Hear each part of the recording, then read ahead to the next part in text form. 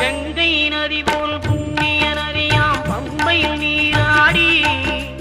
சங்கரன் மகனை கும்பிடுவார் சஞ்சலம் இன்றி ஏறிடுவார் நீலிமலை ஏற்றம் சிவபாலனும் ஏற்றிடுவார் காலமெல்லாம் நமக்கே அருள்காவலராயிருப்பார் தேகபலம் தா பாதபலம் தா தேகபலம் தா பாதபலம் தா தேகபலம் தா